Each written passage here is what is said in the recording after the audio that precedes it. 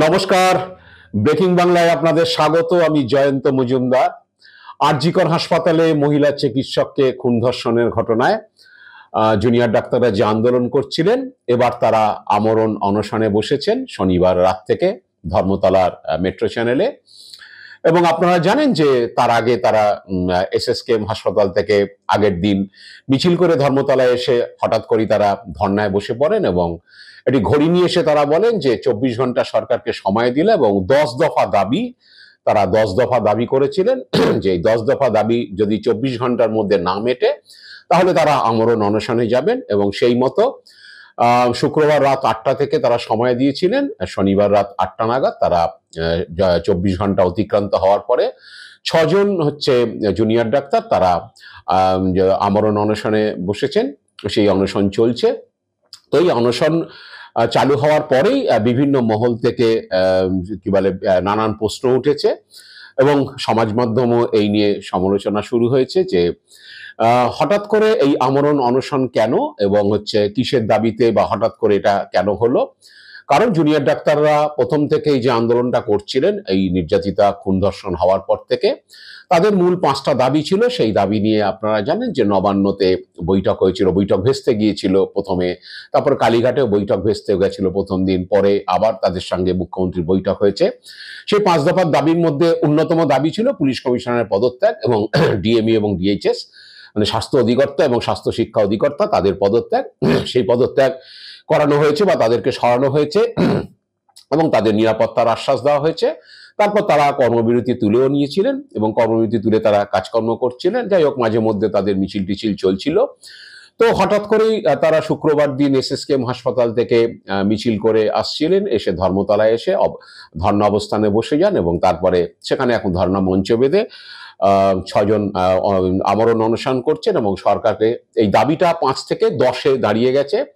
হঠাৎ করে তাদের দাবিটা 10 দফা হয়ে গেছে এবং 10 দফা হয়ে গেছে এবং সেটা 24 ঘন্টার মধ্যে না পূরণ হলে তারা আমরণ অনশনে যাবেন। সেই মতো শনিবার দিন রাত 8টায় বসে গেছে।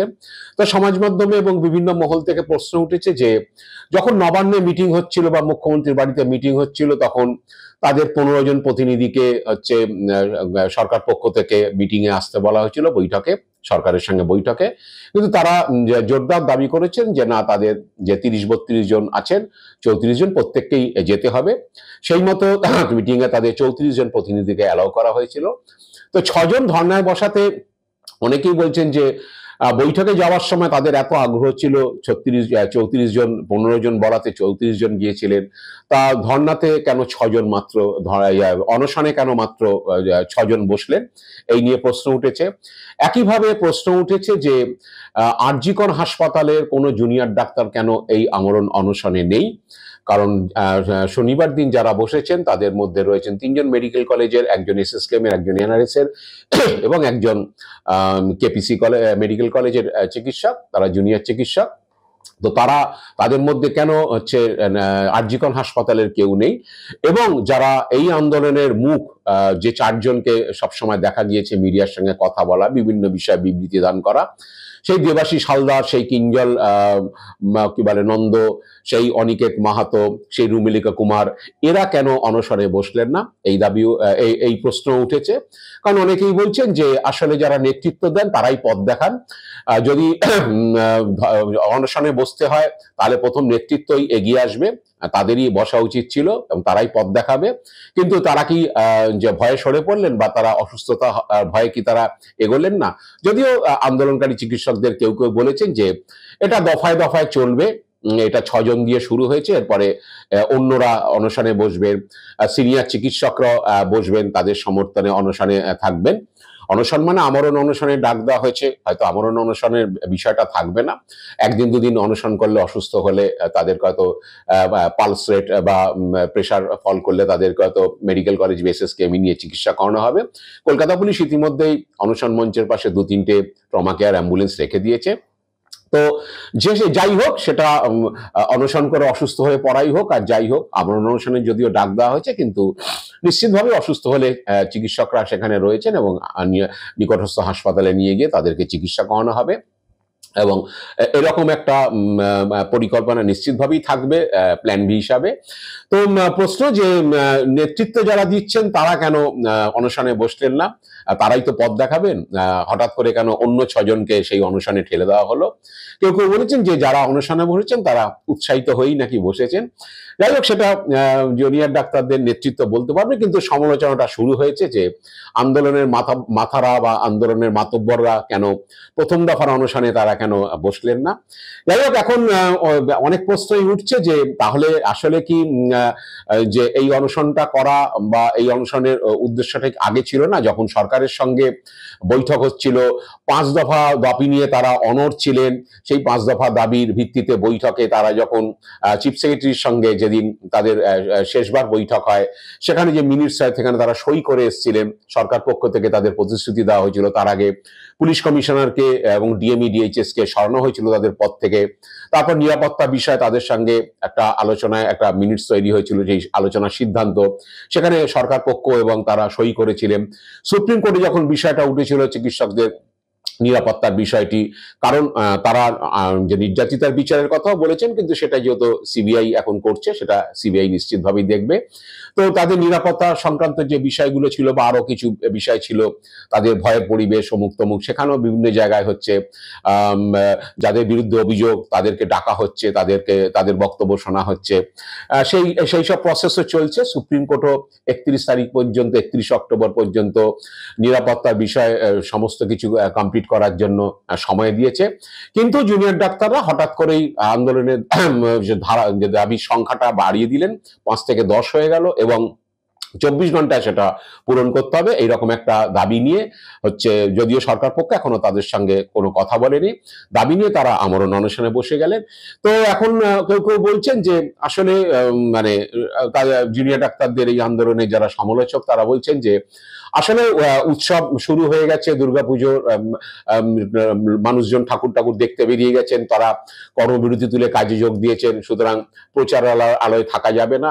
তো প্রচারালয়ে থাকার জন্য হচ্ছে একটা অনশন চালিয়ে গেলে নিশ্চিতভাবে মিডিয়া অ্যাটেনশন পাওয়া যাবে। মিডিয়া দুর্গাপুজোর সঙ্গে সঙ্গে বা উৎসবের সঙ্গে সঙ্গে তাদের ছবি বক্তব্য ছাপবে, অনশনের খবর ছাপবে। দুর্গাপুজোর মধ্যে বা উৎসবের দিনগুলিতে তারা হচ্ছে একটা আন্দোলনের খবরের মধ্যে থাকবেন। তো এরকম একটা লক্ষ্য নিয়েই হয়তো তারা অনশনে বসে গিয়েছেন। তো এরকম অনেকে, তাদের যারা সমালোচকরা আছেন তাদের কেউ কেউ বলছেন।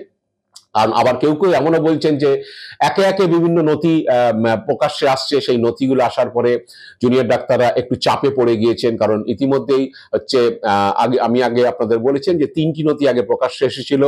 শনিবার দিন আরো একটি নথি প্রকাশ্যে এসছে, সেটাতেও হয়তো তারা কিছুটা, আন্দোলনকারী চিকিৎসকরা কিছুটা চাপে পড়ে গিয়েছেন।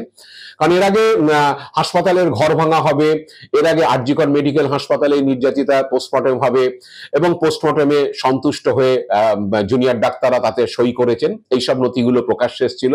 শনিবার দিন আরেকটি নথি প্রকাশ্যে এসছে যে আরজিকর হাসপাতালে যে পুলিশ ফাঁড়ি, সেই পুলিশ ফাঁড়ির এক এএসআই, তিনি তার যে লিপিবদ্ধ করা একটি জেনারেল ডায়েরি, সেটা প্রকাশ্যে এসছে, সেটা সিবিআই ইতিমধ্যে বাজেয়াপ্ত করেছে। সেখানে জানা যাচ্ছে যে ঘটনার দিন সকাল 9:45টার সময় হাসপাতালের একজন বেসরকারি গার্ড, মানে যে নিরাপত্তারক্ষী, তিনি আউটপোস্টে এসে ওই এএসআই কে বলেন, এএসআই হাসপাতালে রাউন্ড সেরে এসে যখন ফাঁড়িতে এসছেন, তাকে বলেন যে চেস্ট মেডিসিনে সেমিনার রুমে একজন মহিলার দেহ পাওয়া গেছে এবং আপনাকে ডাকছে, একজন পুলিশ কর্মীকে আসতে বলে। তা সে এসআই পুলিশ কর্মীদের নিয়ে সেখানে যান এবং গিয়ে দেখেন যে মেঝেতে একজন মহিলা, তিনি হচ্ছে অচেতন্য অবস্থায় পড়ে আছেন এবং তাকে ঘিরে 10-15 জন চিকিৎসক দাঁড়িয়ে রয়েছেন। তো এইটা থেকে একটু বোঝা যায় যে, এবং টালা থানার পুলিশ আসা পর্যন্ত তারা সেখানেই ছিলেন। তো এটাতে একটা সন্দেহের উদ্রেক হয়েছে যে অনেকে প্রশ্ন করছেন যে ওই পুলিশ কর্মী যাওয়ার আগে প্রথম ক্রাইম সিনে 10 থেকে 15 জন ডাক্তার সেখানে গিয়েছিলেন, তাদের মধ্যে অনেক জুনিয়র ডাক্তারও ছিলেন এবং টালা থানা পুলিশ আসা পর্যন্ত তারা সেখানে উপস্থিত ছিলেন। তো প্রথম ক্রাইম সিনে হচ্ছে জুনিয়র ডাক্তাররাই সেই মহিলা চিকিৎসককে মৃত অবস্থায় পড়ে থাকতে দেখেছেন এবং সেখানে 10-15 জন ডাক্তার হচ্ছে মৃতদেহকে ঘিরে দাঁড়িয়েছিলেন বা ওখানে উপস্থিত ছিলেন। তো এখন প্রশ্ন হচ্ছে যে সিবিআই কেন তাদেরকে তদন্তের আওতায় আনবে না, তাদেরকে সেখানে জিজ্ঞাসাবাদ করা হবে না? যখন প্রমাণ লোপাটের অভিযোগ উঠেছে, তাহলে প্রথম যারা ক্রাইম সিনে গিয়েছিলেন, টালা থানা পুলিশ আসার পর্যন্ত ৮ ঘন্টা ৪৫ মিনিট যারা ক্রাইম সিনে ছিলেন, যে ১০-১৫ জন ডাক্তার, ২ জন জুনিয়র চিকিৎসকে তাদের নাকি ঘটনাস্থলে তাদের ফিঙ্গারপ্রিন্টেরও প্রমাণ মিলেছে। তো সিবিআই এখন কেন তাদেরকে তদন্তের আওতায় আনবে না, এ প্রশ্ন উঠেছে। কারণ যদি প্রমাণ লোপাট হয়, সেটা যারা প্রথম ক্রাইম সিনে যায় তাদের উপর একটা সন্দেহ এসেই পড়ে, এবং তারা যখন একটা ভালো সময় ধরে সেখানে উপস্থিত ছিলেন, সেই বিষয়টা তাদেরকেও তদন্তের আওতায় আনা উচিত বলে অনেকে মনে করছেন। বা সিবিআই নিশ্চিতভাবে তাদেরকে তদন্তের আওতায় আনবে এবং তাদের জিজ্ঞাসাবাদ করবে। যদি সিবিআই মনে করে যে ক্রাইম সিন থেকে কোনো জিনিস লোপাট হয়েছে বা কোনো জিনিস ডিস্ট্রয় করা হয়েছে, তাহলে শুরুতে যারা ছিলেন, যারা গিয়ে দেখেছেন, ভিড় করেছেন সেখানে, তাহলে কেন তাদেরকে ডাকা হবে না? যদি একটি ভিডিও প্রকাশ্যে এসেছিল যেখানে সন্দীপ ঘোষ, মানে কলেজের প্রাক্তন প্রিন্সিপাল, তার ঘনিষ্ঠ অনেককে দেখা গিয়েছিল বলে সেই ভিডিও প্রকাশ্যে এসেছিল, সেটা নিয়ে যে প্রশ্ন উঠেছিল, তাহলে সন্দীপ ঘোষের পরিচিতরা কেন সেখানে গিয়েছিলেন? যদিও পুলিশ অন্য একটি ভিডিও প্রকাশ করে জানিয়েছিল যে ক্রাইম সিনে তারা কেউ ছিলেন না, তারা ছিলেন 51 ফুট ঘরের 11 ফুটের মধ্যে, বাকি 40 ফুট ঘেরা ছিল, এবং সেই ঘেরা জায়গায় যাদের দেখা গেছে সেটা পুলিশের উচ্চপদস্থ আধিকারিক এবং ফিঙ্গারপ্রিন্ট, ফুটপ্রিন্টের বিশেষজ্ঞ এবং ফরেন্সিকের লোকজন। যাই হোক, এখন আবার এই বিষয়টা প্রকাশ্যে আসার পরে, আরেকটি নথি প্রকাশ্যে আসার পরে আরো কিছুটা জুনিয়র ডাক্তাররা বা আন্দোলনরত চিকিৎসকরা চাপে রয়েছে। তাই অনেকে বলছেন যে এইসব চাপ এক এক করে নথি প্রকাশ্যে আসছে এবং তারা অনেকটা চাপে পড়ে যাচ্ছেন, সেই কারণে কি তারা এই আমরণ অনশনের ডাক দিলেন, যেটা তারা আগে করেননি, যেটা তারা আচমকাই করেছেন, যেটা তাদের আচমকা সিদ্ধান্ত, যেই দাবিগুলো তারা হঠাৎ করেই উত্থাপন করেছেন, যেগুলো নিয়ে সরকারের সঙ্গে যখন আলোচনা হয়েছিল তখন তারা সেই বিষয়ে আলোচনা করেননি। তাদের 5 দফা দাবি থেকে আচমকা 10 দফা হয়েছে। এগুলো কি সবই হচ্ছে এইসব ঘটনাগুলো প্রকাশ্যে আসছে, নথিগুলো প্রকাশ্যে আসছে, তার থেকে পিঠ বাঁচানোর জন্যই তারা এখন এইসব রাস্তা ধরছেন?